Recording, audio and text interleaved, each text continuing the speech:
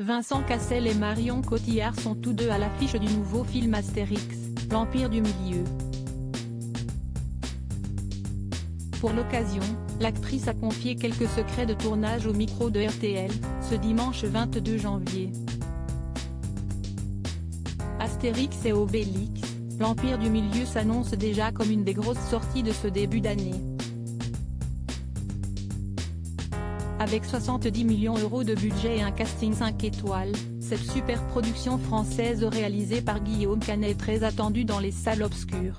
Pour cette nouvelle version, Guillaume Canet a revêtu le costume d'Astérix, Gilles Lelouch celui d'Obélix, Marion Cotillard est Cléopâtre, et Vincent Cassel incarne Jules César. Celui-ci avait d'ailleurs déjà fait parler de lui en faisant le signe de Joule dans la bande-annonce.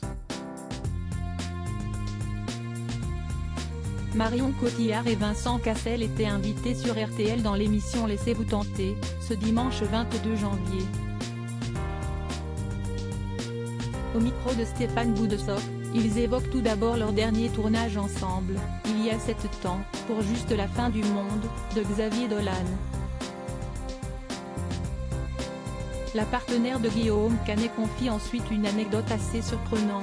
Pour elle, Vincent Cassel est le sosie de Jules César, dans les BD de René Goscinny.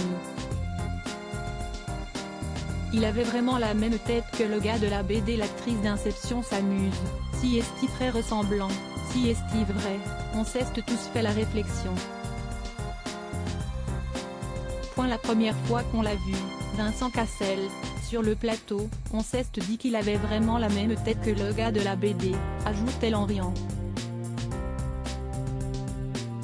Une réflexion qui ne semble pas vexer le compagnon de Tina Kounayki, qui s'empresse de répondre, avec autodérision, « J'ai fait un gros travail préalable pendant des années, je voyais le truc arriver, je me suis dit là je vais me péter le nez, je vais commencer à me laisser les cheveux un peu plus gris. Parce qu'un jour on va m'appeler pour faire Jules César. »